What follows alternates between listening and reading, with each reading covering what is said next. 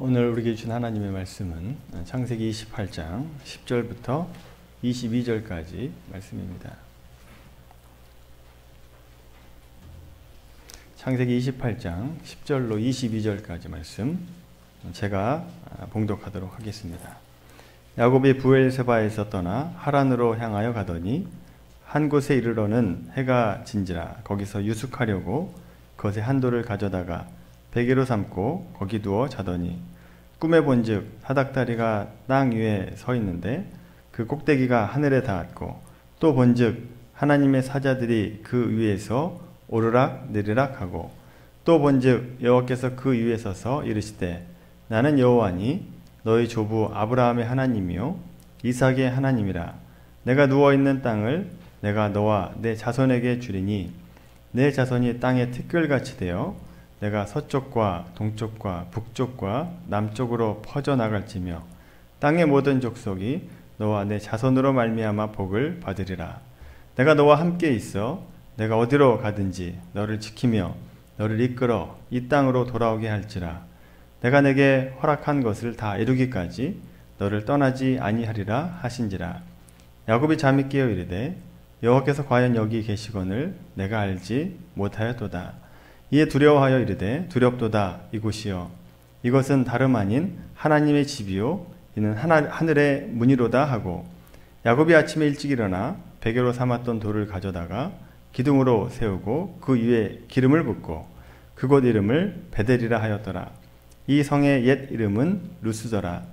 야곱이 서원하여 이르되 하나님이 나와 함께 계셔서 내가 가는 이 길에서 나를 지키시고 먹을 떡과 입을 옷을 주시어 내가 평안히 아버지의 집으로 돌아가게 하시오면 여호와께서 나의 하나님이 되실 것이요 내가 기둥으로 세운 이 돌이 하나님의 집이 될 것이요 하나님께서 내게 주신 모든 것에서 10분의 1을 내가 반드시 하나님께 드리겠나이다 하였더라. 이것은 주님의 말씀입니다. 아멘. 야곱이라고 하는 이름은 그 뜻이 강도, 약탈자라고 하는 뜻입니다. 그래서 그런지 많은 그리스도인들에게 사랑받지 못하는 이름이 야곱이 아닌가 생각이 듭니다. 하지만 야곱이라고 하는 이 사람은 가만히 살펴보면 은혜의 사람이다라고 하는 것을 우리가 알 수 있습니다. 특별히 오늘 야곱의 고난에 대해서 우리가 함께 살펴볼 예정입니다. 먼저 출생 기사를 한번 살펴볼까요? 야곱이 어떻게 출생했는가? 창세기 25장 말씀 함께 보겠습니다. 창세기 25장 21절부터 23절까지 말씀입니다. 함께 읽겠습니다. 이삭이 그의 아내가 임신하지 못함으로 그를 위하여 여호와께 간구하며 여호와께서 그의 간구를 들으셨으므로 그의 아내 리브가가 임신하였더니 그의 아들들이 그의 태 속에서 서로 싸우는지라. 그가 이르되 이럴 경우에는 내가 어찌할꼬 하고 가서 여호와께 묻자온대 여호와께서 그에게 이르시되 두 국민이 내 태중에 있구나. 두 민족이 내 복중에서부터 나누이리라. 이 족속이 저 족속보다 강해졌고 큰 자가 어린 자를 섬기리라 하셨더라. 아멘. 23절 말씀 보시면 야곱은 태 속에서부터 물론 창세 전이지만 23절 말씀 보시면 태 속에서부터 하나님의 선택하심을 받았고 복을 받을 것이 예정된 사람이었습니다. 자, 그런데 이런 선택하심을 받았으면서도 야곱은 자기의 인생을 하나님께 맡긴 것이 아니라 자기가 계획하고 디자인하고 자기의 뜻대로 이끌어 가려고 했던 사람이 야곱이었습니다. 그 대표적인 일이 아버지 이삭으로부터 장자권을 받을 때 속여서 그 장자권을 이제 받게 되죠. 그 일로 형 에서가 분노했고 야곱이 목숨이 위태로움을 상황에 처하게 되자 하란으로 도망을 하게 됩니다. 도망하는 중에 광야에서 돌을 베고 자다가 하나님을 만나게 되고 그곳에서 하나님의 축복의 말씀을 듣게 됩니다. 자, 그 잠에서 깬 야곱이 하나님을 만난 그곳 이름을 베델이라고 하나님의 집이라고 하는 뜻으로 이름을 짓게 됩니다. 그 축복받는 장면에서 그 축복의 내용을 한번 잠깐 살펴보도록 하겠습니다. 창세기 28장 13절부터 15절까지입니다. 창세기 28장 13절부터 15절까지 말씀 같이 읽겠습니다. 시작. 또 본즉 여호와께서 그 위에 서서 이르시되 나는 여호와니 너희 조부 아브라함의 하나님이요 이삭의 하나님이라. 내가 누워있는 땅을 내가 너와 내 자손에게 주리니 내 자손이 땅의 티끌같이 되어 내가 서쪽과 동쪽과 북쪽과 남쪽으로 퍼져나갈지며 땅의 모든 족속이 너와 내 자손으로 말미암아 복을 받으리라. 내가 너와 함께 있어 내가 어디로 가든지 너를 지키며 너를 이끌어 이 땅으로 돌아오게 할지라. 내가 내게 허락한 것을 다 이루기까지 너를 떠나지 아니하리라 하신지라. 아멘. 이 13절 14절 말씀은 아브라함이 받은 축복과 별반 다르지 않습니다. 그런데 15절 내용이 좀 다릅니다. 15절 말씀 중에서 모든 말씀이 다 은혜로운 말씀이지만 굳이 트집을 하나 잡자라고 한다면 돌아올지라 라고 하는 단어입니다. 이런 이유에서 그렇습니다. 야곱의 이전까지의 삶을 돌아보면 하나님께서 태 속에서부터 복을 줄 것이다 라고 약속한 사람입니다. 선택받은 사람이다 라고 하는 거죠. 자, 그렇게 선택하셨으면 장자로 태어나게 하시지 왜 굳이 차남으로 태어나게 하셔서 장자권을 뺏게 하시는가 라고 하는 점입니다. 왜 번거롭게 만드시는가 라고 하는 거죠. 그 차이가 몇 년이라면 이해를 합니다만 쌍둥이로 태어났기 때문에 몇 분 정도로 늦게 태어나서 차남으로 태어나게 됩니다. 그래서 장자권을 뺏게 하셨다라고 하는 거죠. 왜 일을 이렇게 어렵게 하시는가 생각해 보셨습니까? 하나님이 선택하셨으면 장자로 태어나게 하시면 참 쉬울 텐데 왜 차남으로 태어나게 하셔서 장자권을 뺏게 만드시는가 라고 하는 겁니다. 오늘 말씀도 마찬가지예요. 이 땅으로 돌아오게 할지라 라고 하십니다. 이 땅으로 돌아오게 하신다. 그렇게 돌아오게 하실 거면 굳이 가게 하지 마시고 그냥 여기서 잘 되게 하시면 되는데 왜 갔다가 돌아오게 하시는가 라고 하는 겁니다. 그냥 여기서 잘 되면 야곱도 좋고 하나님도 좋고 다 좋을 것 같은데 굳이 하나님께서 보내시고 돌아오게 하신다 라고 하는 겁니다. 오늘 본문만 그런 건 아닙니다. 야곱의 전생애를 보면 그가 얼마나 어려운 인생을 사는지 모릅니다. 그 형의 축복을 가로채서 하란으로 도망하게 했고 하란에서 자기 의도와 상관없이 아내를 넷이나 얻게 됩니다. 그때 당시의 문화를 생각하면 많은 부인과 함께 사는 것이 축복입니다만 야곱의 삶을 보면 그것이 축복이 아니었습니다. 매일 밤 어느 처소로 들어가야 되는지를 눈치 보면서 살아가는 것이 야곱이었다라고 하는 것이죠. 하란의 생활을 접고 돌아오는 길에서도 형 에서가 자기를 죽이지는 않을까 노심초사하면서 많은 양의 가축을 미리 보내서 그 형의 선심을 쓰고 또 형의 마음을 얻고자 노력했던 사람이 야곱이었다라고 하는 거죠. 이 사건 이후에도 사실은 야곱이 어려움을 많이 경험합니다. 야곱이 얼마나 힘든 인생을 살았는가 그것을 단적으로 보여주는 것이 창세기 47장 9절의 말씀을 보면 이렇게 말씀합니다. 야곱이 바로에게 아뢰되 내 나그네 길의 세월이 130년이니이다.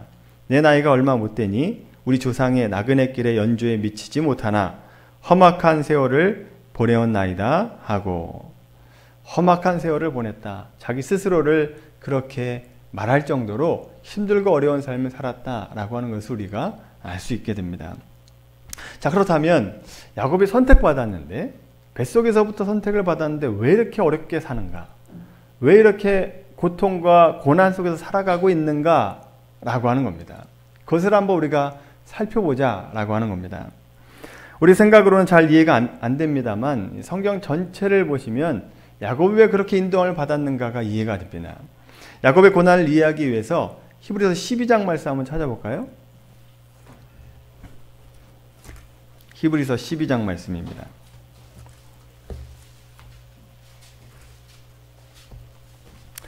자, 히브리서 12장 말씀을 한번 펴보시고 이 12장을 보기에 앞서서 히브리서 12장까지 오기까지 어떤 내용이 있는가를 먼저 보시면 1장부터 10장까지가 고난당하고 있는 수신자들에게 위로와 권면의 말씀을 주고 있는 내용입니다. 그러니까 믿음의 사람들은 믿음으로 살아야 된다라고 하는 것을 말씀하고 있고, 히브리서 11장 말씀 보면 믿음으로 살았던 사람들의 이름을 하나하나 거론하면서 이렇게 살아야 된다라고 하는 모범을, 표본을 보여주고 계십니다.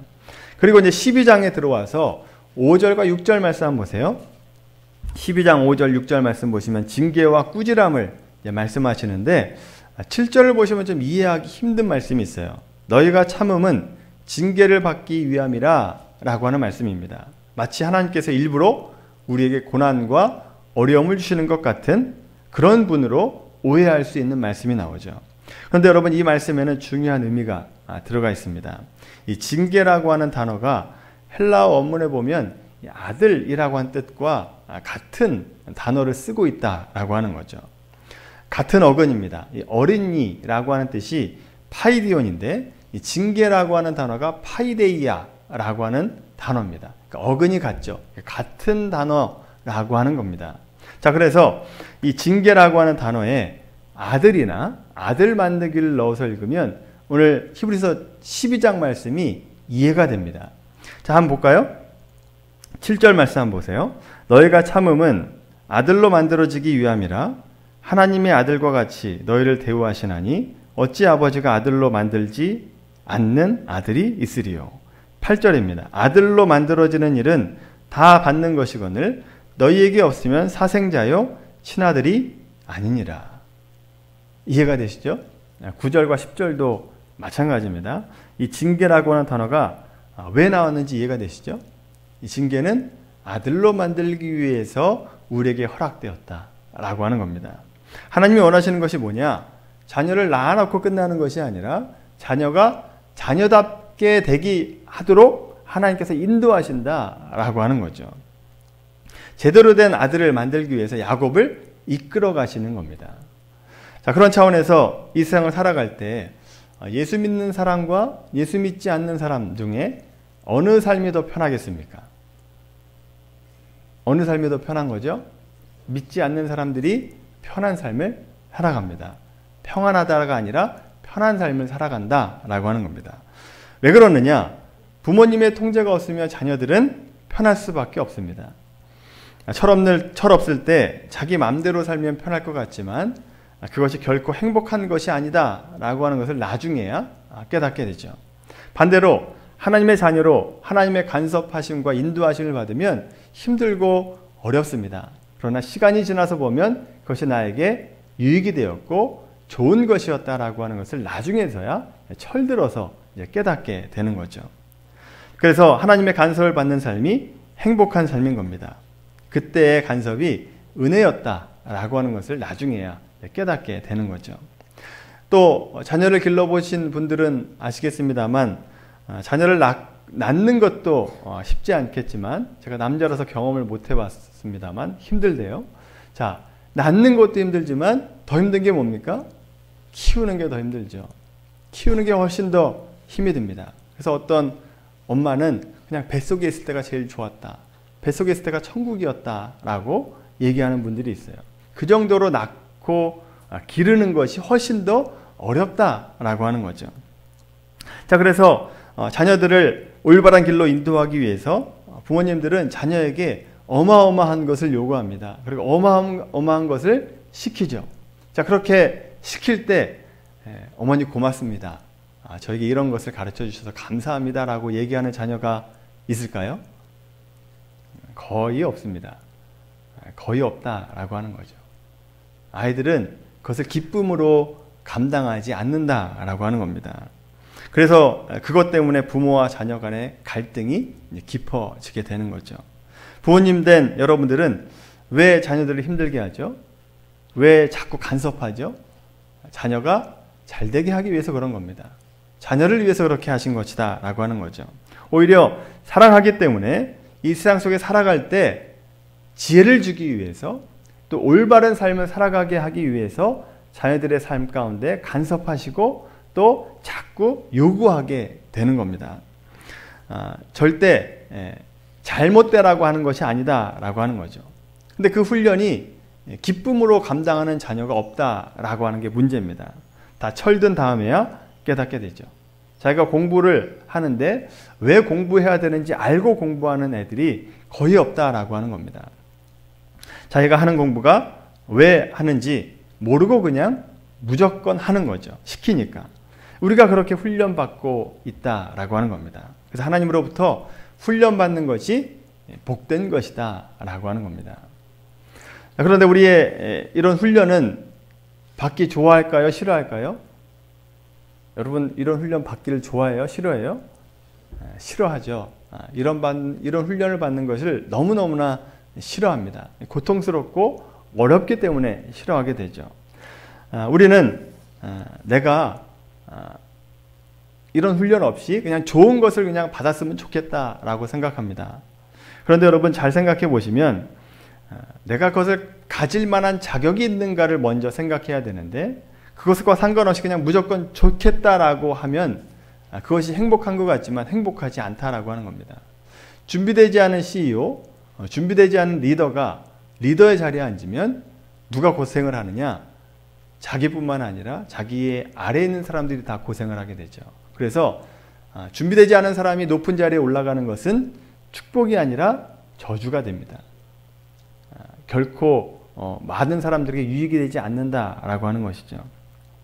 따라서 여러분 우리는 얼마나 많은 것을 가질 것인가를 고민하는 것이 아니라 내가 그 많은 것을 가질 만한 자격이 있는가라고 하는 것을 생각해 보셔야 됩니다. 하나님께서 관심 갖는 것은 세상의 높은 자리와 돈이 아닙니다. 세상의 것들은 까짓것 다시 만드시면 돼요. 그런데 우리는 다릅니다. 자녀된 우리에게는 그렇게 하지 않는다라고 하는 거죠. 하나님은 우리 각 사람들을 낳아놓고 자녀 만들기를 원하십니다. 하나님의 자녀로서 살아갈 수 있도록 자녀답게 살아갈 수 있도록 이끄신다라고 하는 것이죠. 하나님을 우리에게 하나님의 자녀된 자, 자격에 갖춘 자가 되기를 원하시도록 이끌어 내신다라고 하는 겁니다. 어디까지요? 야곱이 이스라엘 되기까지. 그렇게 인도하시고 간섭하시고 이끄시는 분이 하나님이시다라고 하는 겁니다. 자, 그런데 이 과정이 결코 쉽지가 않아요. 어렵습니다. 징계받는 것, 아들로 만들어지는 것이 어렵다라고 하는 거죠. 이 훈련은 여러분들에게 다양하게 올 수 있습니다. 사방으로 우겨쌈을 당하는 그런 일을 당할 수 있게 되는 것이고 또 심각한 질병이 생길 수도 있고 또 가족의 어려움이나 또 사업의 실패나 물질의 어려움 등 여러 가지로 이 고통이 우리의 삶 가운데 찾아올 수 있습니다. 또는 자녀가 말을 징그럽게 안 듣는 일을 경험할 수도 있습니다. 그래서 자녀를 위해서 밤낮 설쳐가면서 기도하게 하시는 하나님의 일을 경험하게 하시죠. 자, 그렇게 내 마음대로 안 되고 내 뜻대로 안 되는 것을 통해서 뭘 생각하게 되느냐? 자기의 인생을 생각하게 됩니다. 그리고 하나님을 찾게 되죠. 고통을 통해서 하나님을 찾게 된다라고 하는 겁니다. 여러분 혹시 세상 속에서 무시당하셨습니까? 또 우겨쌈을 당하셨습니까? 또 세상 일로 힘들고 어려운 고통 가운데 있습니까? 여러분 이렇게 말씀드리면 서운해하실 분이 계시겠지만 그래도 그 일이 잘된 일이고 복된 일입니다. 왜냐하면 하나님께서 자녀 만들기 위한 훈련을 하고 계시기 때문에 그렇습니다. 우리에게 복 주시기 위해서 그렇게 하신다라고 하는 겁니다. 우리 하나님께서 우리를 자녀 만들기 위한 간섭이기 때문에 그 일이 좋은 일이다라고 하는 거죠. 이 훈련이 싫으시고 매일 평탄한 길을 요구하신다면 어떻게 되느냐? 히브리서의 말씀을 인용하면 우리는 사생자다라고 하는 거죠. 여러분 자녀가 잘못된 길을 가는 것을 뻔히 보면서 아무것도 안 할 부모는 없습니다. 마찬가지로 하나님께서 여러분을 그냥 내버려 두신다라고 한다면 하나님 우리를 사랑하시지 않는 게 되는 거죠. 하나님 우리를 너무나 사랑하십니다. 고통과 고난을 줘서라도 아들로 만들어 내기까지 우리를 사랑하시는 분이 바로 하나님이시다라고 하는 겁니다. 오늘 본문으로 돌아가 보시면 하나님은 분명히 야곱에게 하란에 갔다가 오는 것 없이 가나안 땅을 기업으로 주실 수 있는 분입니다. 가는 것 없이 그냥 줄 수 있는 분이에요. 그러나 하나님은 야곱에게 가나안 땅을 주는 게 목적이 아닙니다. 그것이 목적이 아니라 야곱으로 하여금 자녀답게 만들기 위해서, 그것이 목적이기 때문에 하란으로 갔다가 돌아오게 하는 번거로운 일을 시키신다라고 하는 거죠. 이 과정을 통과시키고 계십니다. 그래서 야곱을 하란으로 유학을 보내시죠. 그러나 내가 가서 하란에 가서 훈련을 다 마치고 수료하면 내가 복을 주겠다, 그렇게 하는 것이 아닙니다. 훈련을 다 수료하지 못하면 내가 복을 안 주겠다라고 하는 것이 아니라 갔다가 어떻게 하신대요? 분명히 돌아오게 하신다. 반드시 돌아오게 하신다라고 말씀하십니다. 이게 무슨 말입니까? 이것은 축복의 말이면서 굉장히 무서운 말이죠. 왜 그러느냐? 사랑이 담겨 있지만 그 속에는 하나님의 의지가 담겨 있습니다. 이 훈련에는 포기하지 않겠다라고 하나님의 의지가 있죠. 네가 반드시 돌아오게 하겠다라고 하는 것은 모든 과정을 통해서 네가 아들로 만들어지기까지 내가 간섭하시고 인도하겠다라고 하는 하나님의 의지입니다. 아들로 만들어지지 않으면 돌아오지 못한다라고 하는 의지가 담겨 있는 거죠. 그래서 이 땅에 돌아오게 하겠다라고 하는 이 말에는 내가 너를 가나안 땅에 들어올 만한 수준의 사람으로 내가 만들어내겠다라고 하는 하나님의 뜻이 들어가 있습니다. 이것이 오늘 베델 사건에서 하나님께서 야곱에게 약속하신 내용들이다라고 하는 거죠. 자, 그렇다면 야곱이 하란에서 20년간 고생을 하게 하시고 돌아오게 하시는데 무엇을 깨닫게 하시기 위해서 그 길을 가게 하셨는가라고 하는 겁니다. 20년 동안 이 야곱이 뭘 깨달았느냐라고 하는 거죠. 그 가르침이 야곱이 돌아오는 길, 약복강가에서 이제 그 핵심이 나오게 됩니다. 뭘 가르쳐 주길 원하셨는가? 창세기 32장 말씀입니다. 창세기 32장 말씀.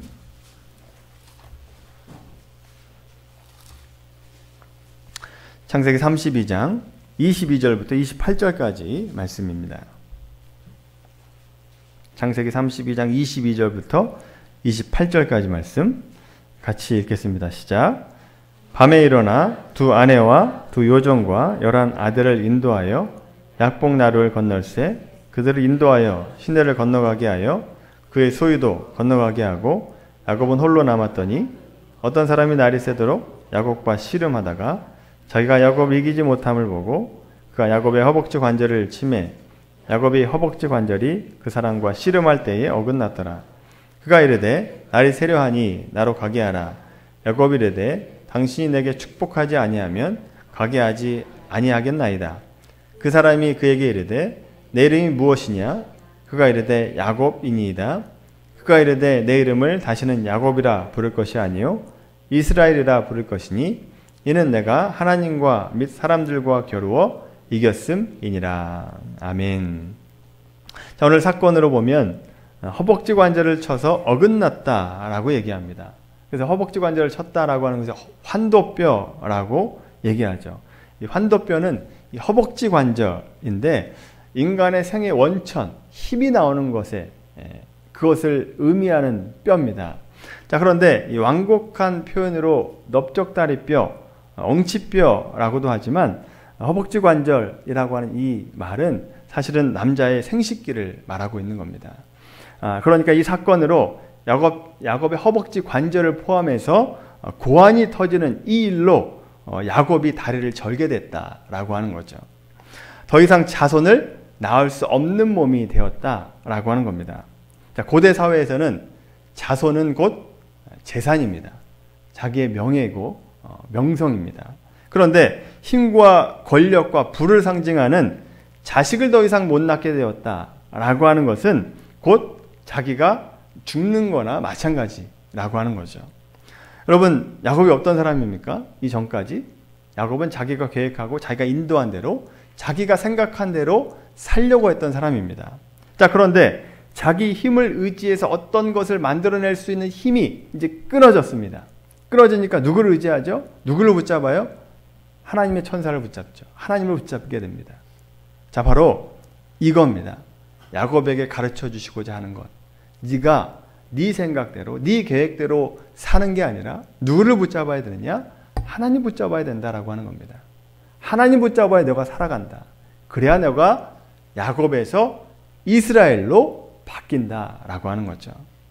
이것을 가르쳐 주시고자 하나님께서 하란으로 보내시는 겁니다. 그리고 돌아오게 하시죠. 물론 야곱이 이후에도 많은 훈련을 경험하게 됩니다. 딸 디나 사건의 참혹한 사건을 경험하게 되고 요셉을 잃어버리게 되고 또 말년에 기근을 당하고 자기 고향 땅을 떠나야 되는 그런 아픔을 겪게 되죠. 야곱이 이스라엘 될 때까지, 아니 죽을 때까지 하나님은 이 아들 만드는 훈련을 계속해서 해나가고 계신다라고 하는 겁니다. 자, 그런 의미에서 우리도 주님을 만날 때 이 훈련이 시작되었고 또 우리의 훈련은 언제까지요? 눈 감을 때까지 훈련은 계속 되게 되어 있다라고 하는 거죠.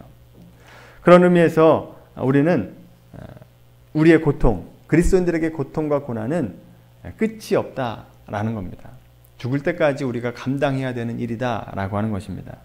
그래서 고통은 뗄 수 없는 하나의 과정이다라고 이해하셔야 됩니다.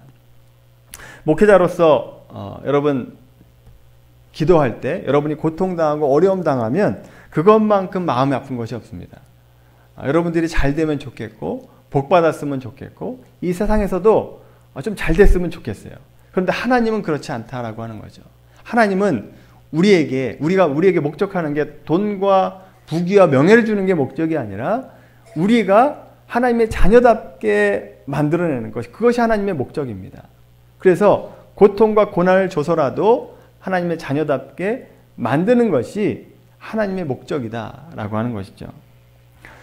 그래서 여러분 지금 생활가 힘들고 어려우십니까? 그 모든 것이 하나님의 손길이다라고 하는 것으로 이해하시길 바랍니다. 그리고 그 훈련을 성실하게 감당하십시오. 다만 그 고통을 빨리 끝낼 수 있는 방법이 뭐냐? 그 고통 속에서 하나님께서 나에게 주신 뜻이 무엇인가를 알면 됩니다. 그러면 훨씬 빨리 훈련이 끝나게 되는 거죠. 여러분 가운데 고통 가운데 고난 속에 있다 할지라도 힘들다고 어렵다고 투정 부리지 마시고 그 고통의 시간을 잘 견뎌내시고 또 하나님을 발견하는 여러분들의 삶이 되기를 바랍니다. 그것이 하나님의 목적이다라고 하는 거죠. 나를 자녀 만들기 위해서 이 시간을 나에게 허락하셨구나 라고 하는 마음을 가지고 그 모든 것들을 이겨내고 결국 승리하는 우리 미랄교회 성도가 되기를 예수님의 이름으로 간절히 축원합니다. 기도하겠습니다. 하나님, 야곱의 인생을 돌아보면서 고통과 고난에 대해서 은혜를 나눴습니다. 자신을 의지해서 살았던 야곱이 하나님을 의지하기까지 훈련하셨다라고 하는 것을 우리가 보았던 것처럼 하나님, 우리도 이 땅에서 살아가는 어려움 속에서 하나님의 뜻을 발견하게 하여 주시옵시고 하나님을 의지하는 훈련을 통해서 하나님을 붙잡는 자가 될 수 있도록 인도하여 주시옵소서. 그래서 모든 과정을 통해서 하나님의 자녀답게 올바로 설 수 있는 자가 될 수 있도록 인도하여 주시옵소서.